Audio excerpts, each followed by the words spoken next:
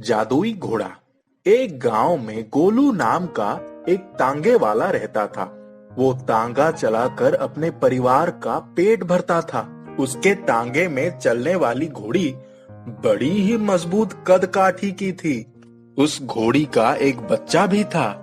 गोलू दिन भर तांगा चलाता था, रात को घर लौट आता था। उसके घर के पास उसका अपना एक खेत भी था, जिसमें वो सब्जियां उगाता था। गोलू का तांगा जैसे ही घर पर पहुंचता था, घोड़ी का बच्चा दौड़कर अपनी माँ के पास आ जाता था। घोड़ी भी प्यार से उसे चाटने लगती थी। उसके बाद ही वो कुछ खाती थी।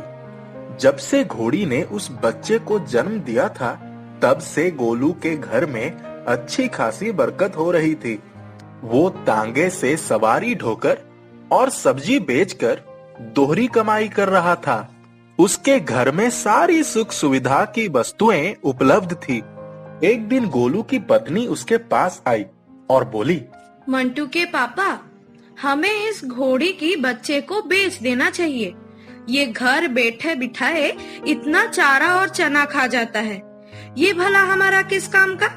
हमारी घोड़ी तो टांगा खींचती है, पर ये तो कुछ नहीं करता।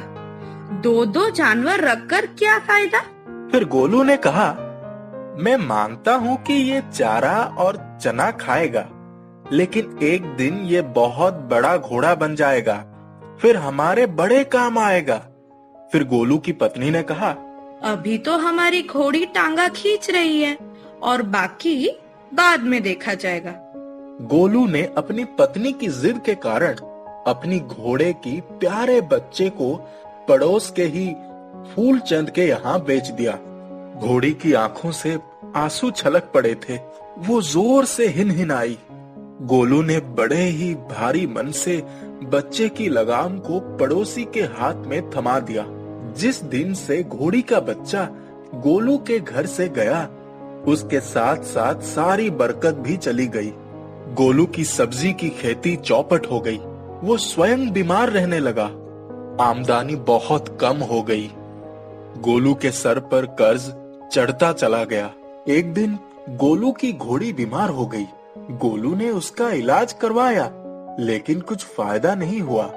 वो अचानक गिरी और उसके प्राण पखेरु उड़ गए। उसका बच्चा पड़ोस में ही था और उसके करीब पहुंच गया। गोलू भी ये बर्दाश्त नहीं कर पाया और रोने लगा। घोड़ी का बच्चा भी पास में खड़ा आंसू बहा रहा था। वो समझ चुका था कि उस पर ममता और प्यार लुटाने वाली उसकी माँ अब इस दुनिया में नहीं रही। उस बच्चे का मालिक फूलचंद उसे लेने के लिए आ गया था, लेकिन वो उसके साथ जाने के लिए तैयार नहीं हुआ। गोलू ने फूलचंद से निवेदन किया।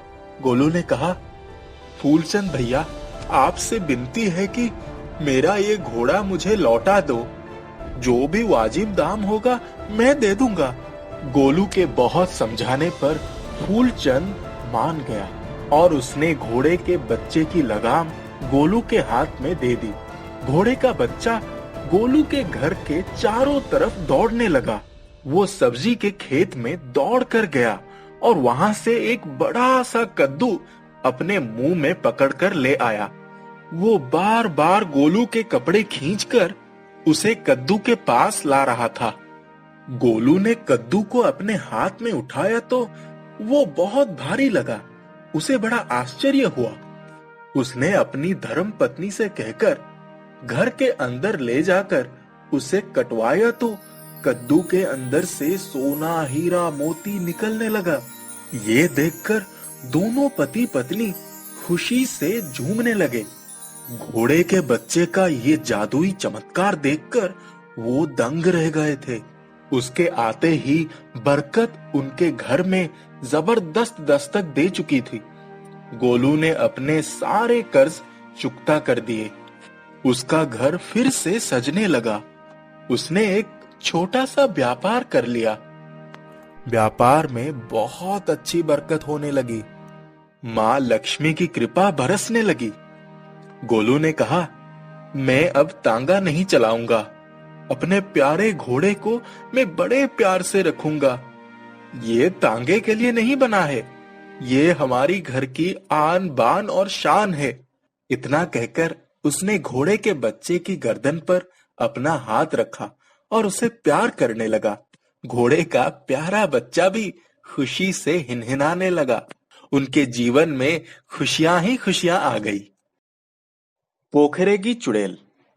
बलुही पर एक पोखरा था जिसके चारों तरफ शीशम और महुए के पेड़ थे। दोपहर के समय वहां कोई नहीं जाता था। कहते थे पोखरे पर एक चुड़ैल है जो अक्सर लोगों को दिखाई पड़ती है। बात उन दिनों की है जब हम बनारस में रहते थे। मैं शायद 10 साल का था।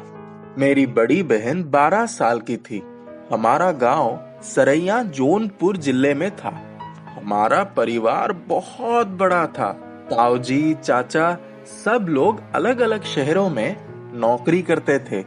गांव में पापा के चचेरे भाई ही रहते थे। सबसे बड़े ताऊजी वैद्य थे।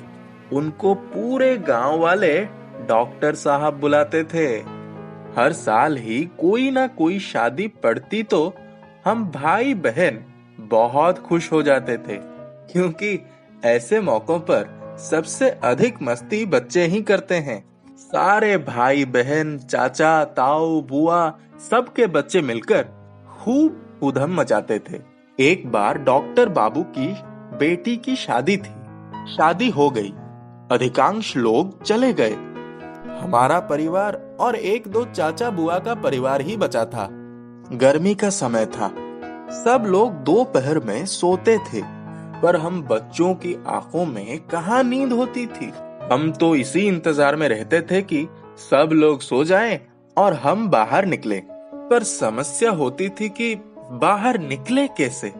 बाहर वाले दरवाजे के पास डॉक्टर बाबू का कड़ा पहरा होता था और पिछले दरवाजे पर बड़ी दादी का। पिछला दरवाजा जहाँ था वहाँ एक कोठरी थी जिसमें एक चक्की थी और धान कूटने वाली ओखरी थी। जब दादी से मिलने गांव की औरतें आती तो अक्सर उसी कोठरी में बैठती। वही एक रास्ता था जिसमें से हम बाहर निकल सकते थे।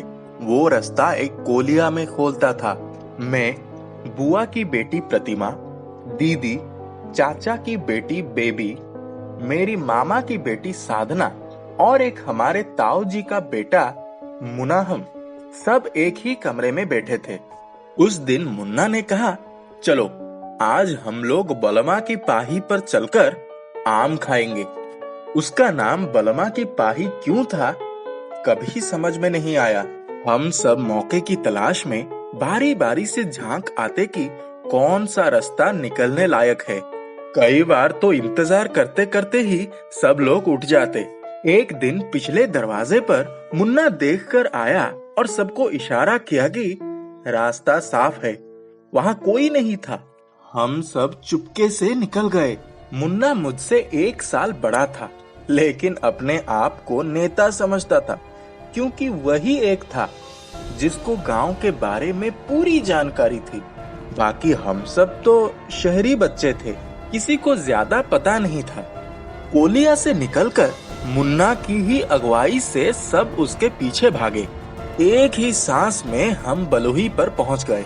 वहां जाकर मुन्ना बोला, ठहरो, थोड़ा सुस्ता लें।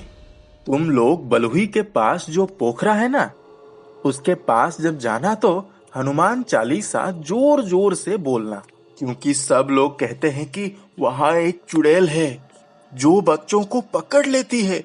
जब हम सब ने सुना तो आगे जाने का इरादा धराशायी हो गया। चलो घर चलते हैं।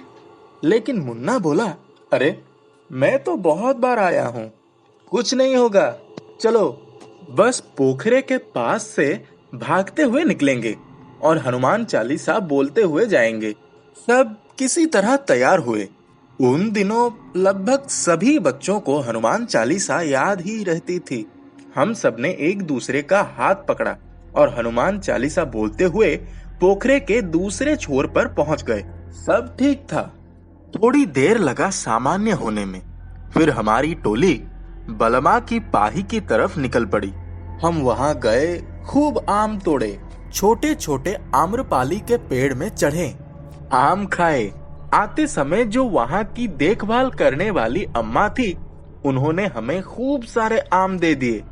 सबने अपनी फ्रॉक में आम भर लिया। मुन्ना और मैंने पॉकेट में आम भर लिया। फिर हम लोग वहां से निकल पड़े। हमने इतनी मस्ती की थी कि बलुई पर लौटते समय हम वो चुड़ैल वाली बात बिल्कुल ही भूल गए थे और हम पोखरे पर पहुंच गए थे। जब हम पोखरे के पास पहुंचे तो हमें लगा कि पोखरे में कोई छपाक से कूदा। मुन्ना बोला, लग रहा है कोई पोखरे में नहाने के लिए कूदा है। उस समय बिल्कुल भी याद नहीं आया था कि पोखरा पार करते समय हम कितनी तेजी से भागे थे और हनुमान चालीसा बोलते हुए गए थे। जब हम पोखरे के किनारे किनारे होते हुए रास्ते के बीचों बीच पहुंचे, तब हमने देखा कि पोखरे के किनारे सफेद साड़ी में एक औरत बैठी थी, जिसके बाल खुले हुए थे और सारे बाल सामने की तरफ थी। उसका चेहरा बालों से ढका हुआ था। ऐसा लग रहा था जैसे वो नहा कर निकली थी। अचानक जब उसने अपने बाल पीछे की तरफ झटके, तब उसको देखकर हम सभी डर के मारे कांपने लगे। ये तो वही चुड़ैल थी।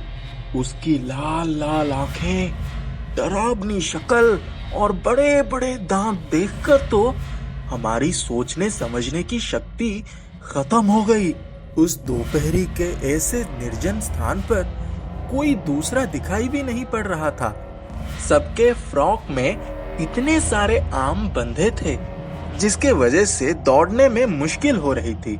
हम जोर जोर से हनुमान चालीसा बोलते हुए भागे, लेकिन वो चुड़ैल हमारे पीछे पीछे आ रही थी।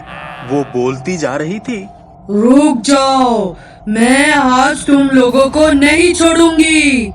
मुन्ना ने कहा, भागते चलो, कोई पीछे पलट कर मत देखना। जो पीछे पलट कर देखेगा वो उसी को पकड़ेगी। हमने पीछे नहीं देखा, पर सारा आम वहीं गिर पड़ा। जब हम लोग भागते भागते अपने घर की कोलिया में आ पहुंचे और दरवाजे से अंदर घुसे, तभी दीदी की कड़कदार आवाज आई, कहाँ से आ रहे हो तुम सब बच्चे? बेबी सबसे छोटी थी। वो दौड़कर दादी की गोद में चिपक गई। दीदी ने जब दादी को बताया कि पोखरे पर क्या हुआ, तब दादी का सारा गुस्सा परेशानी में बदल गया। दादी डॉक्टर बाबू को बुला कर लाई। उस समय हमें किसी ने नहीं डांटा। डॉक्टर बाबू ने हम सभी बच्चों को शहद में मिलाकर कोई दवा खिलाई और अपने हॉल वाले कमरे में सुला दिया। हम शायद पूरी रात सोते रहे। दूसरे दिन दादी, डॉक्टर बाबू, बुआ सबके सामने हमें उठक बैठक करनी पड़ी और कभी भी अकेले उधर ना जाने के लिए कसम खानी पड़ी। तब जाकर हमें माफी मिली। उसके बाद तो हम कई बार गांव गए, पर बलुही और बलमा की पाही पर नहीं गए। बड़े होने पर गांव जाने का मौका ही नहीं मिला। कभी जाऊंगा तो सबसे पूछूंगा कि क्या अभी भी वो चुड़ैल वहां रहती है, जिसकी वजह से ही हमारा गांव जाना लगभग खत्म ही हो गया था।